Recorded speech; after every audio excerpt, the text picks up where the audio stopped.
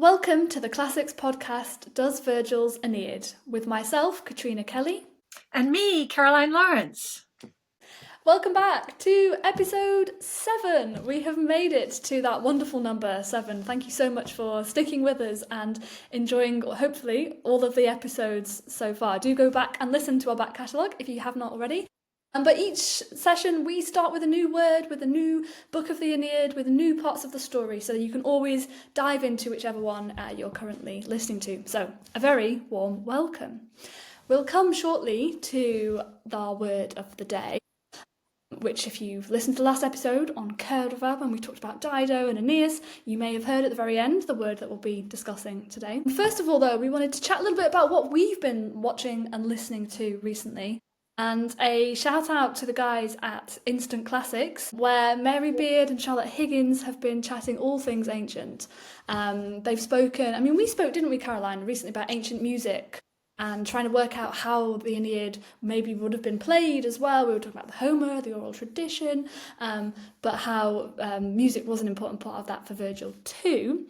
And in their most recent episode, Charlotte was talking about the Emperor Nero and that kind of iconic story of him playing the fiddle as Rome burnt, and how this has to be a lie for many reasons, but not least the fact that a fiddle didn't exist. And she's a violinist herself, so she knows these things. So shout out to Charlotte for that inside information. And there's so many episodes that you can enjoy. They've done things on Cassandra, the beginnings of Rome, decoding the Parthenon, Day at the Races, Sappho, you name it, they're covering it.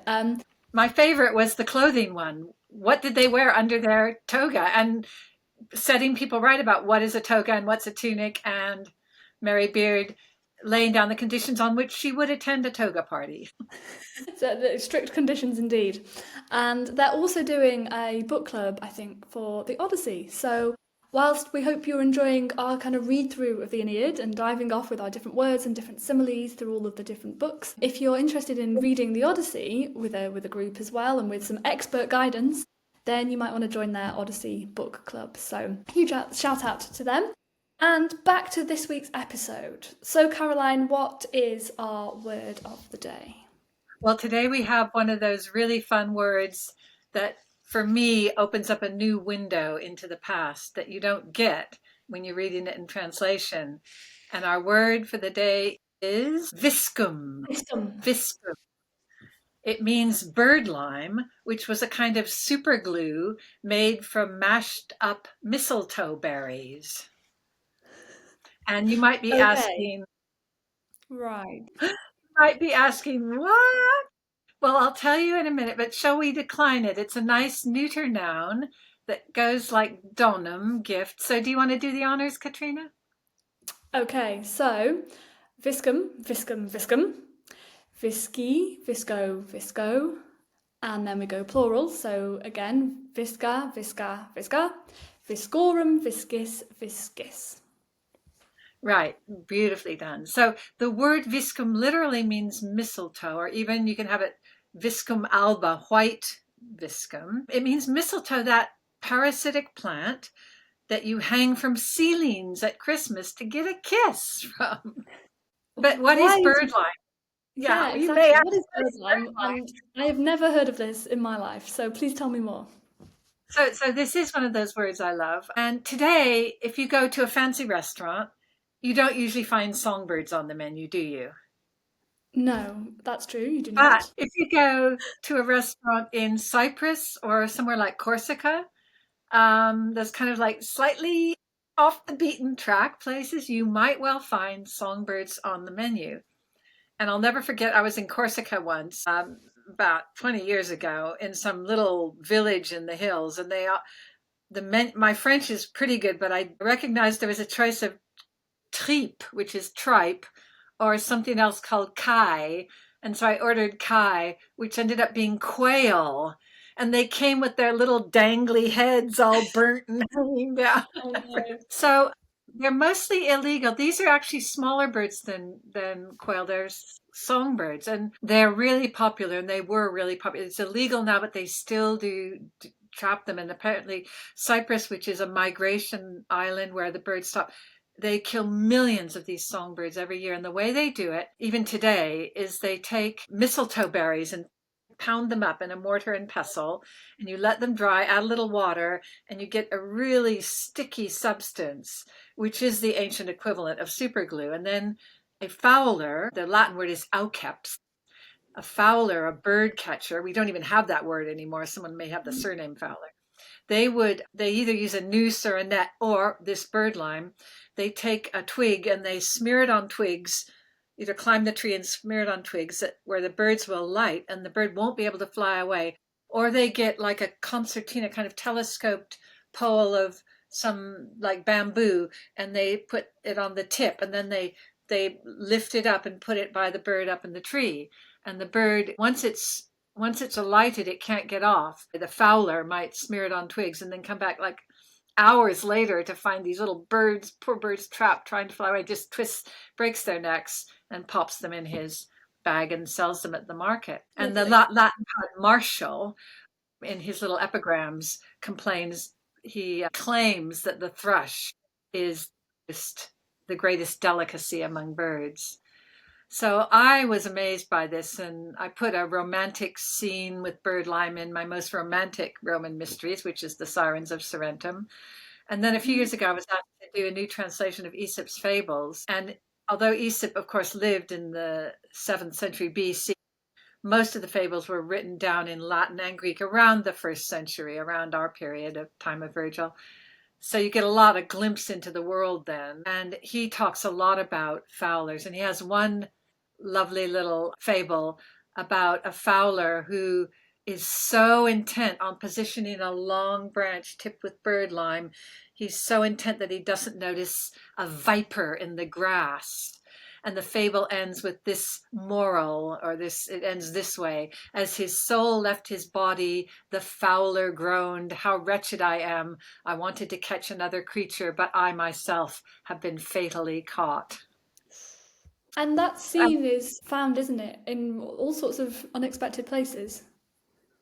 Yeah. Do you know any places it's found? There's one in Pompeii, is what I'm thinking of, I think. For Yeah, the sort of there's osculum. yes, the osculum. They're like marble, like a side plate, the size of a side plate, or even a dinner plate. Hmm. And the way some people hang CDs. We don't have CDs that much, but from trees they flash and they keep away the birds. And the oscula were between pillars in a Roman garden, and they rotated. And there's actually a brilliant one of a fowler with his rods and a bird in the tree, and at the bottom of the tree is the snake. So it's like illustrating this exact fable. And one thing the oscilla did, these discs, is they kept away birds. But again, me and my obsession with apotropaic things, they kept away Hmm. evil spirits. I'm sure they distracted the little malicious spirits. And so this mistletoe, this viscum, has not just a sense of the death of the birds, but it's an apotropaic sense, I think. And Hmm. I just have to say, I was invited to a new excavation, finds from a new excavation of a villa in Southwark in Roman London. And they showed me some plaster, and there are mistletoe on the wall, against a black wall. They've done little white mistletoe berries with, I'm sure there are birds elsewhere on that, because they loved birds. And Yeah. then I have to tell you one more thing. I found it in this amazing little delightful poem um, of a poet called Meleager of Gadara. And you might think of the Gadarene swine. Remember that story from the Bible when Jesus goes across the Sea of Galilee, and he sends the demons in a man into the swine? Well, that's now Jordan, and it was Syria, and that's where Meleager is from in the 1st century BCE. He was like a few decades before Virgil, so Virgil would have known of him.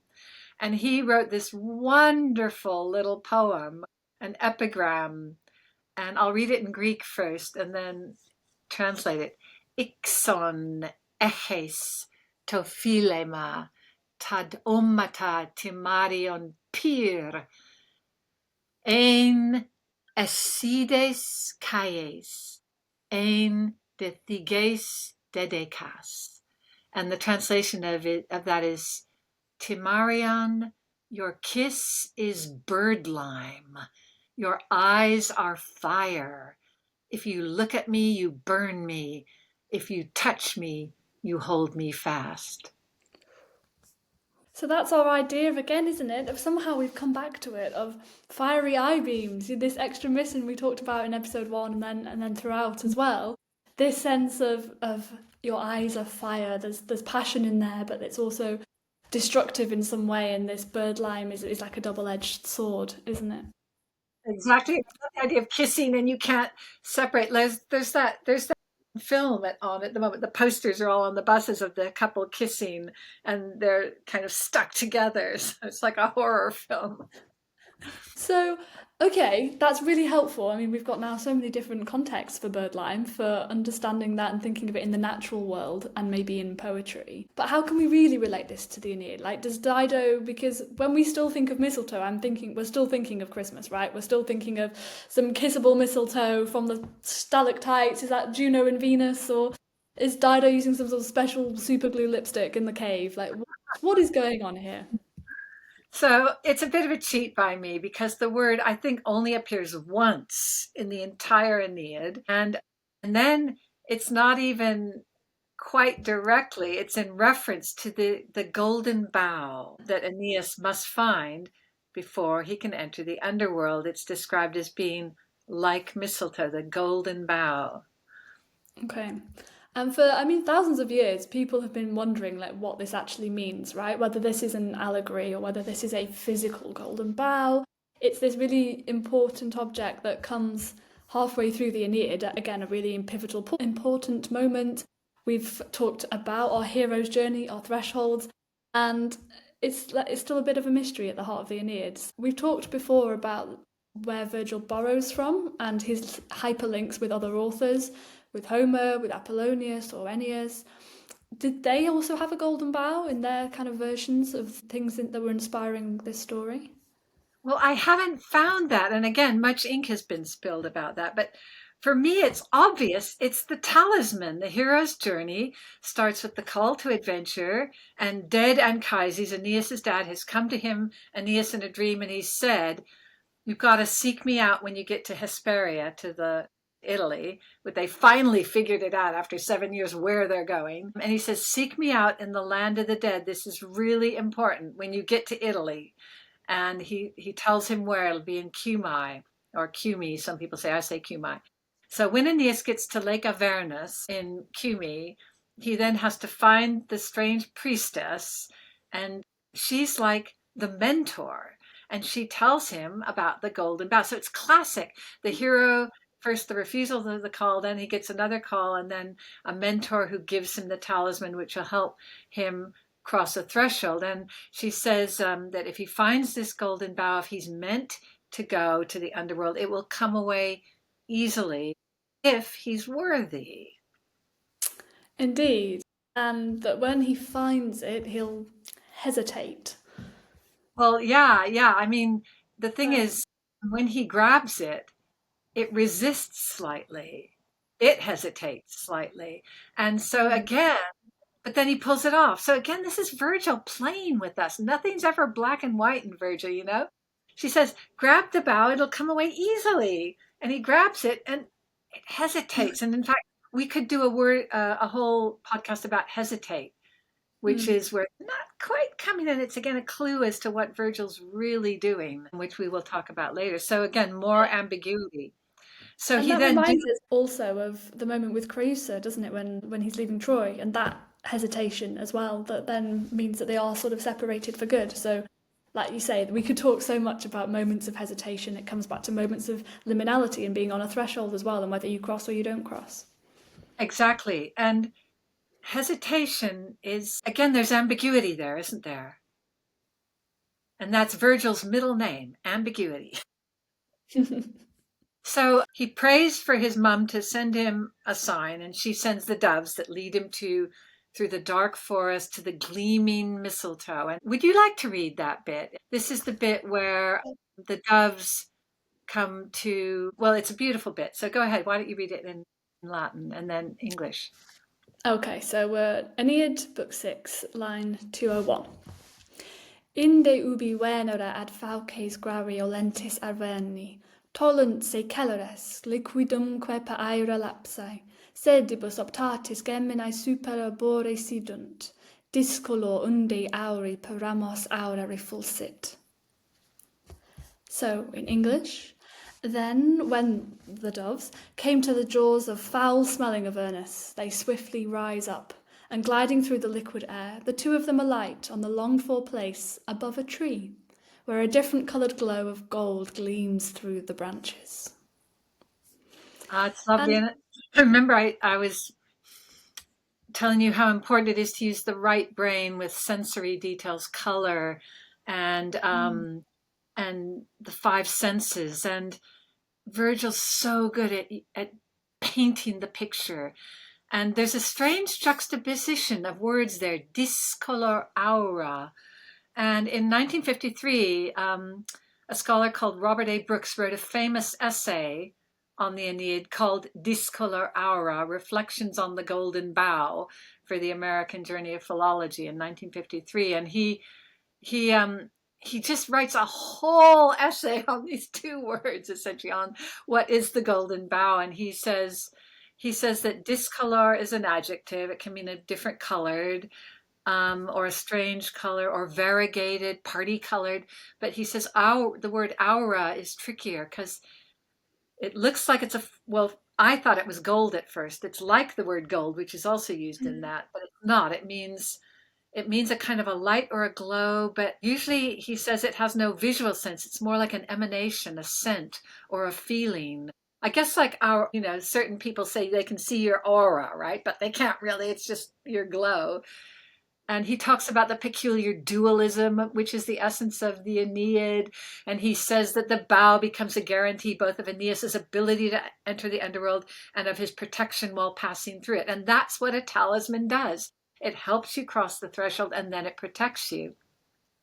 And then he kind of finishes by saying it's not the discolor aura is not the light of revelation, but it's dubious and shifting colors of a magic forest. And I really love that, But again, to me, it's just straightforward. It's the talisman. And he's then entering this wonderful dreamlike forest. And as I said in one of my other talks, is that the talisman is not necessarily magical, but it shows the heroes called on it's a kind of passport for them to go into the world of adventure. And why gold? Well, for Virgil, gold always symbolizes the highest excellence. But apparently it can also symbolize death. And it's often put in tombs with the dead because it does not dim. When you go into the British Museum or any museum, the gold stands out. It's as bright as when it was buried 2,000 years ago. Yeah, the gold doesn't tarnish. Yeah. And maybe actually that reminds us when we spoke last week about the idea of Dido coming out of her bedroom for this hunt and for the wedding, and we talked about a horse and the strange ambiguity there around who's in the bedroom and what the horse is doing there. But it's described how either she or the horse is bedecked in purple and gold, and we know purple is that colour of royalty. It's also got that very close Carthaginian link because that's where the murex, the shells from which you get the purple dye were from. But that gold itself, whilst obviously again showing splendour and ostentation and wealth, perhaps is also therefore a bit of a showing the looming death coming for Dido and a bit of a portent. And it's interesting, in that passage, she doesn't have a mentor really to advise her. She's on her own. But often there is a mentor to encourage the hero and say, you can do it. You're called on this quest. Yeah. And here, guys, we need you to bring in and drop your own thoughts from your favourite movies, your favourite stories, as we've done before. When and where do we see mentors giving heroes the talisman? Which are these talismen? You know how much we love Paddington Bear, and Aunt Lucy gives Paddington his Uncle Pastuzzo's hat, and what comes under the hat, of course, there's always a marmalade sandwich there. That's definitely a talisman that is iconic to us, but that's something dear to Paddington that he will always carry with him. What else do we have? Lord of the Rings. We have Frodo. When he gets the protective vest from Bilbo as that kind of rite of passage, I think also when he's and it definitely comes in very handy when he's being attacked.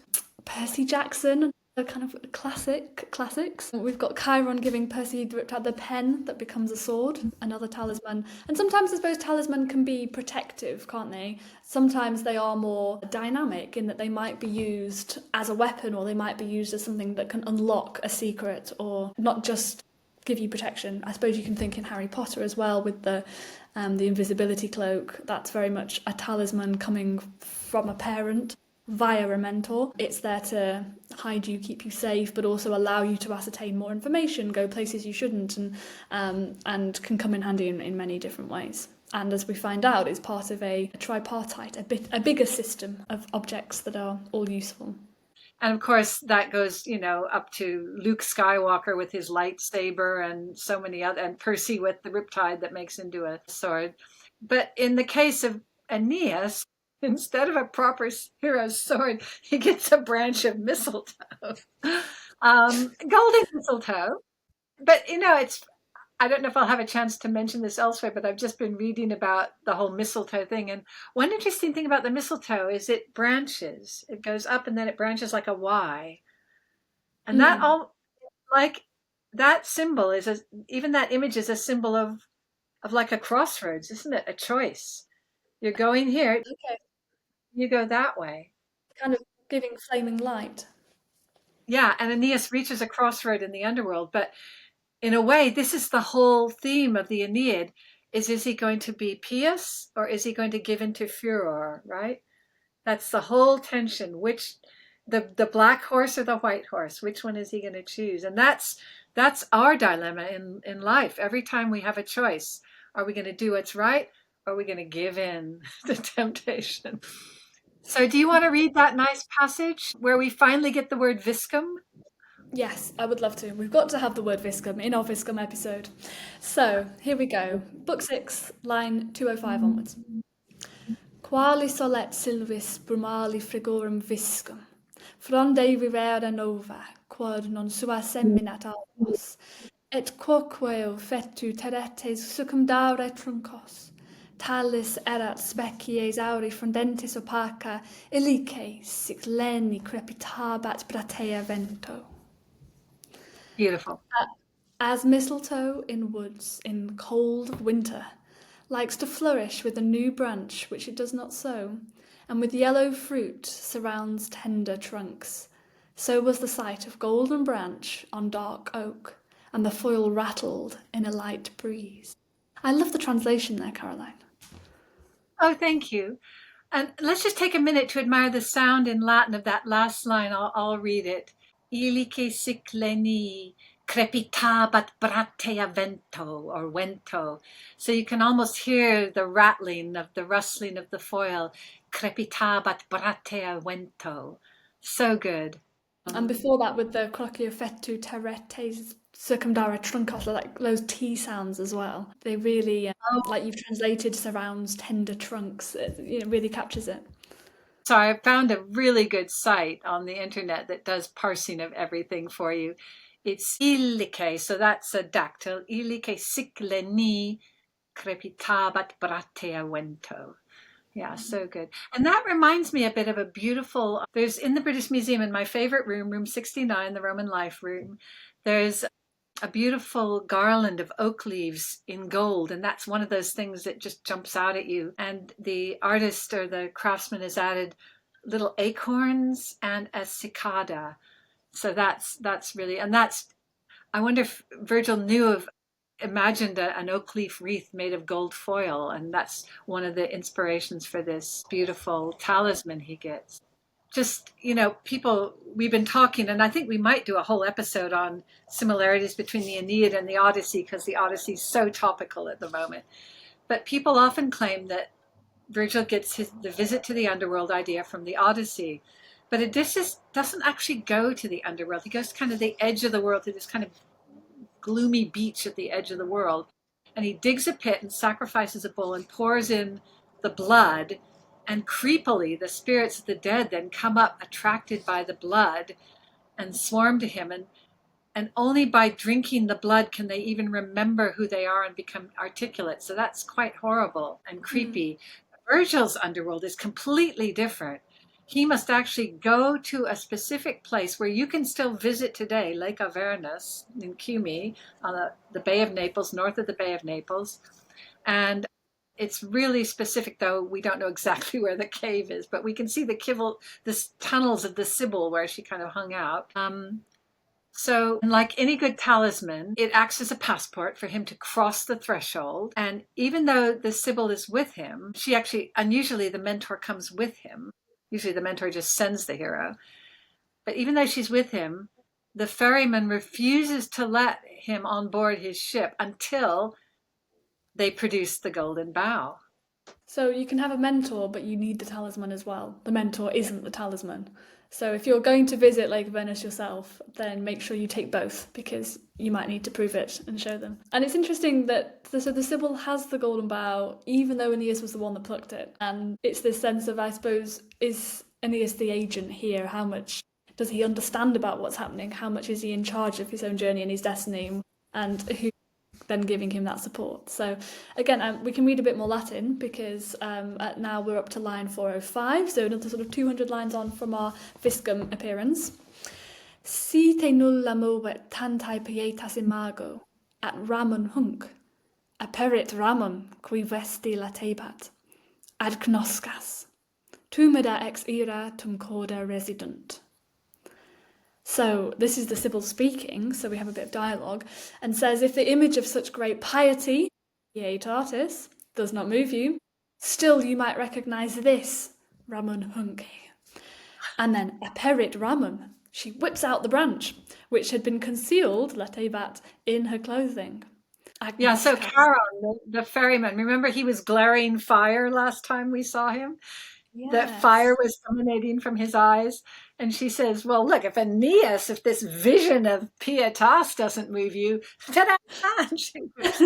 As you said, Aeneas should have the talisman. It's not for the mentor. She's like being mummy. He would have forgotten his lunch if I had tried. Yeah, I'll carry it for you. She wants this like dramatic moment, and I don't know if this is part of characterization of the Sibyl and of Chiron, and kind of bringing these in almost a bit of humor here to bring it to life, or if it's again showing that Aeneas is just that little bit inadequate. He's not quite, his vision of piety himself isn't enough to persuade, and he still needs this additional help.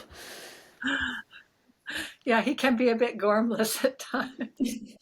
He's like, what? What's happening here? And then there's a funny bit, isn't there, where he steps into the boat, remember?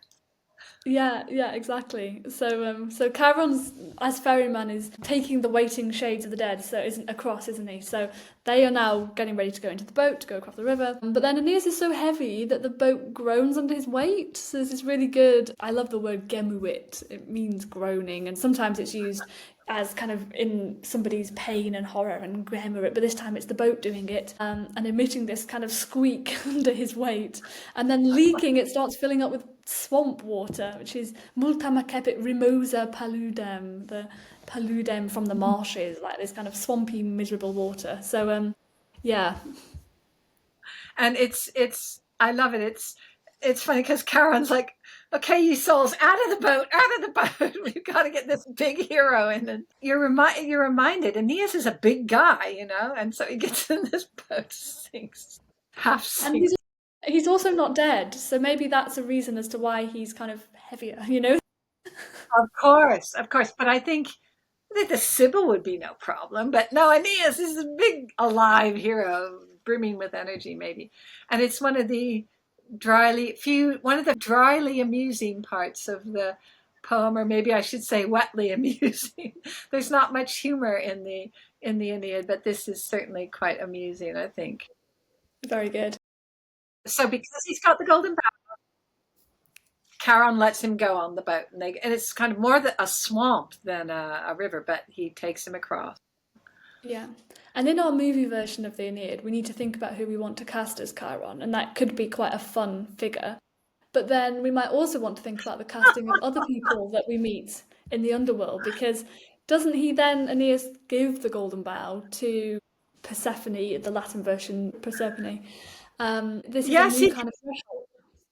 Exactly. It doesn't just help him cross one threshold, but then he's going to need it for another thing. But when you said, who should we cast as Charon. I've been watching Slow Horses, and Gary Oldman as Jackson Lamb, I think he's this kind of disgusting, filthy boss who's always insulting his employees. That He'd is be a a great great shout. he'd be a great Charon, yeah. So Aeneas needs the golden bough, not usually. Yeah, the talisman sometimes just helps the hero get over the threshold, but often they have to keep it with them to keep, here's my passport. And he actually, what's really fascinating is that he then, for example, it doesn't help with Cerberus when he gets to the Cerberus. And this is one of my favorite passage. Cerberus haecin gens latratu regna tri fauci. Here Cerberus fills the kingdom with three-throated barking, reclining massive in the opposite cave. And you can't give Cerberus a branch, so the Sibyl gives him drugged honey cakes, right? Which she's also got in her clothes. She's got lots of stuff in her clothes, like Mary Poppins carpet bag. She keeps pulling stuff out of her garments. And one of my favorite depictions of Aeneas is a little 17th century pen and ink sketch by a Dutch artist called Arnold Houbraken in the British Museum. So if you do a little search, you'll find it. And it shows Aeneas the hero holding the talisman with Sibyl the mentor, and they're about to cross the threshold, which another threshold, they've already crossed the river, and now they've got to go into the underworld itself, I guess, which is, it's like an arch, which is like what a town gate would look like. And at the gate, right there, is Cerberus, the three-headed hound. And again, he's not impressed. So she gives him the drugged dog biscuits. And I used that idea in the first book I ever wrote, The Thieves of Ostia, where I thought I write a mystery story set in ancient Rome, but I can't kill people, so I'll kill some dogs. I got so much bad feedback, and I promised never to kill a dog again.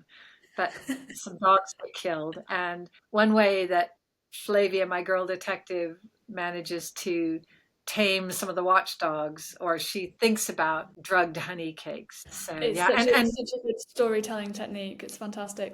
And actually, we spoke last week in our bonus content about some other dogs that appear in the Aeneid and ways in which you've used them in your storytelling. So if people would like to hear that bonus episode, please go and sign up to be a member of Classical Association. You get loads of other benefits as well, but you can access our bonus podcast content.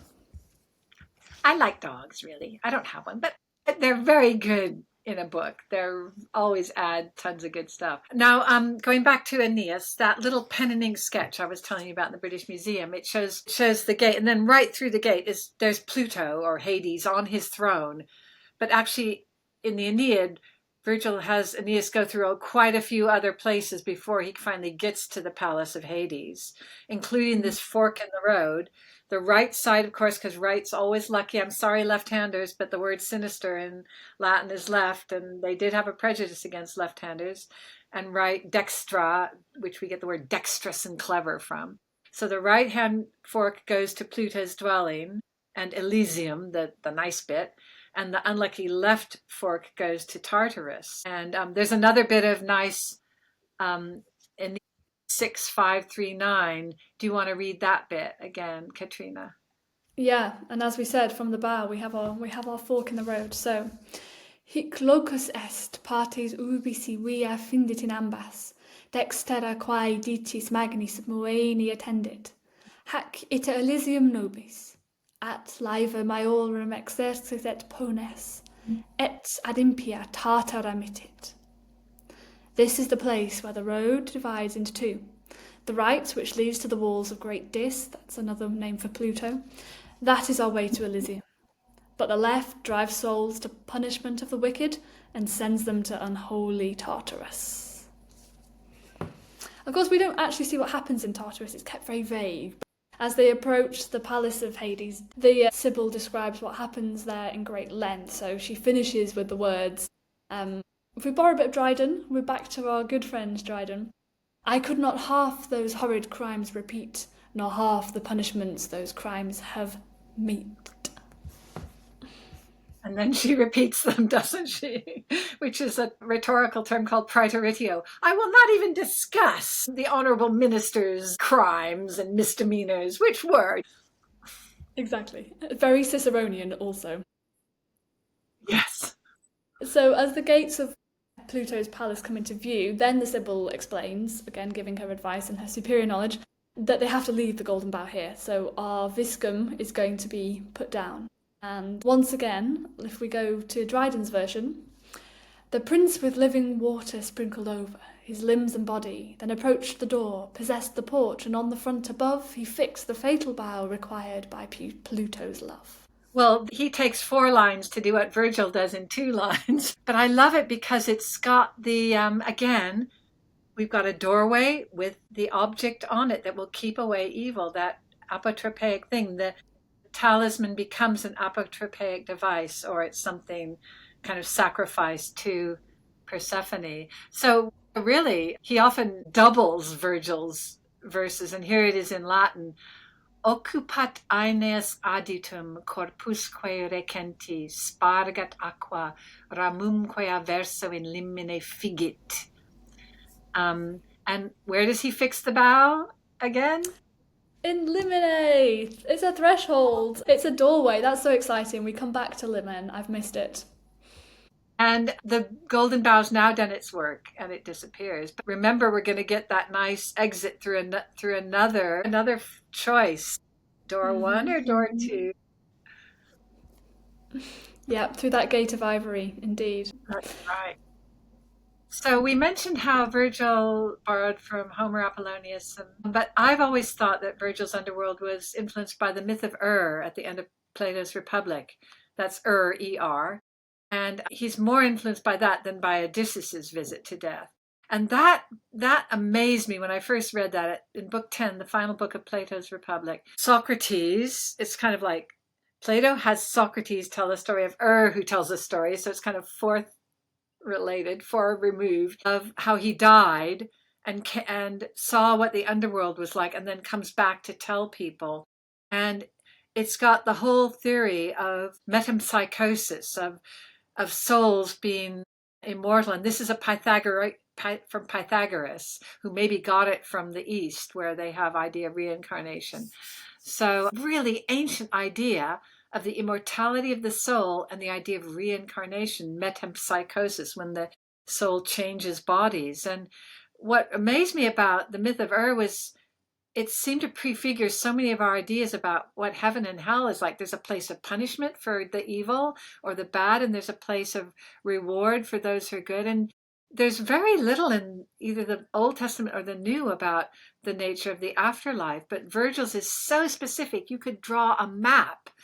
And so I just love that idea. Virgil was, whether he believed in it or not, he's got this idea of souls in a kind of waiting room, waiting to be reincarnated as the great men of Rome's future. We were talking about that's how kind of a way of time travel. He can legitimately prophesy the future. These souls are waiting to go in these wonderful bodies, Julius Caesar and Marcellus, and I love that we found people who did believe in this, and I think a lot of the mystery religions were based on the idea of reincarnation of the soul. We found in graves in both Rome and Greek context, little tiny gold foil. Ooh, there's the gold foil again. In foil called lamellae, which means a little piece, a little slip of something, a film of something. And written on it are specific instructions of where the dead should go, because they'll be a bit woozy, like Aeneas is when he's in the underworld, kind of disconcerted. And it talks about things like, go past the white elm tree and go past the first lake, but drink from the second lake. And it's really specific, and you can find these again online. So, and this fits with the idea, Virgil's idea of a specific underworld with specific conditions that need to be met before you can enter: a proper burial if you're dead, and if you're alive, a ticket or a talisman or both. And while I was researching this podcast, I found a theory that I really love. A scholar from Bryn Mawr named Agnes Cursop-Michaels also thinks that the Golden Bough is a reference to Plato, and she was led to this idea by a phrase of our old friend Meleager of Gadara, the guy who talks about hissing and That guy. fire. Yeah. And he collected a lot of short poems of Greek authors, including a few of his own, and he put them together in a little anthology. And we think this might be the first kind of anthology or collection of poems, and he called it the Garland, the Stephanos. And so he then introduces in his introduction each of the poets and likens them to a branch or a flower or something that would make up this crown. Because of course a crown in Roman times and Greek times was it could be made of gold, but it was more like woven together flowers and twigs and things. And so, this is what he says about Plato's contribution. You didn't know Plato wrote epigrams, but he did.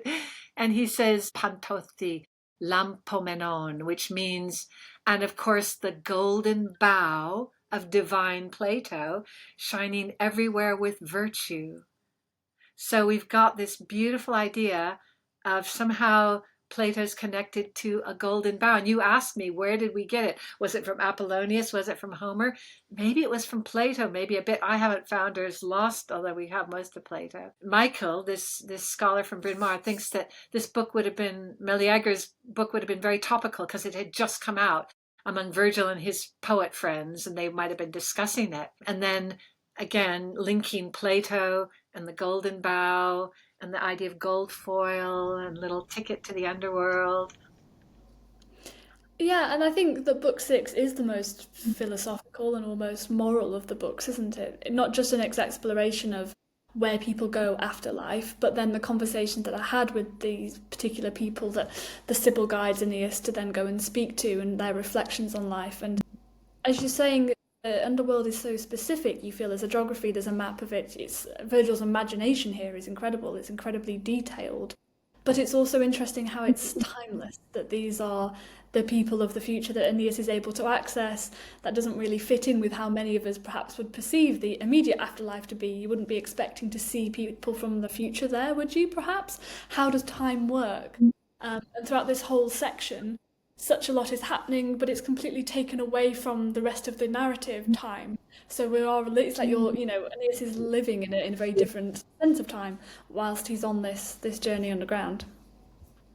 And again, it's a beautiful marker between the first half of the Aeneid and the second. It's a kind of pause, and we'll have to see. I mean, some scholars think Aeneas does change after this visit to the underworld, and others claim he forgot everything he ever saw there because he doesn't seem to have taken much on board. So that's another wonderful ambiguity, complexity, a kind of it's so sophisticated and subtle, really. Yeah, and I love the way that our discussion of viscum has brought us back to Meleager, and it's great to have these little readings of Greek as well in there, as well as the Latin, where we don't distinguish in our love for both of these ancient languages.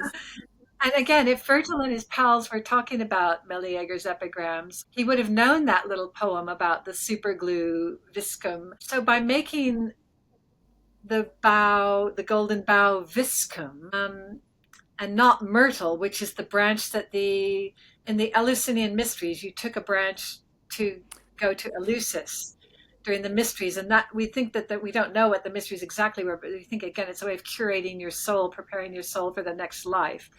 So it's got this sense of he's by making it mistletoe and a golden mistletoe, he's made the readers not just think of Plato and Pythagoreanism and the resurrection of the soul or the whatever, but of also little dead birds and this erotic idea of kissing, and also the apotropaic properties. So there's so much in that word viscum, that word mistletoe, which is discolor aura, a strangely colored glow. Brilliant. Thank you so much, Caroline. I think that's a great place for us to there pause.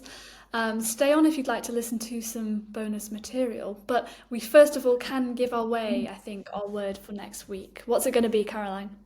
Our word for next week will be pious. And you might say, oh, that's a boring word. And yeah, it is kind of boring, but was Aeneas really good? Or was he, as a few scholars have hinted, a traitor? Was he Now not that good? Was he a is traitor? Was topical. he not a faithful? Was he a traitor? Are you watching the Traitors, Celebrity Traitors? I am indeed. I have many thoughts, and I look forward to us talking about them. Yes, would he have been a traitor? Would he have been an archetype faithful, or would he have been one that was kind of misunderstood? Let's say. But all these years have we been thinking he's a faithful when really he's a traitor. I can't wait to share that with you. Yes, please join us next time on the Classics podcast for that episode, and thank you so much for joining us. Please give us a rate and review on Apple Podcasts, follow us on Spotify and on YouTube. If you're watching on YouTube, a special hello, thank you. Please like and subscribe, and we'll see you next time.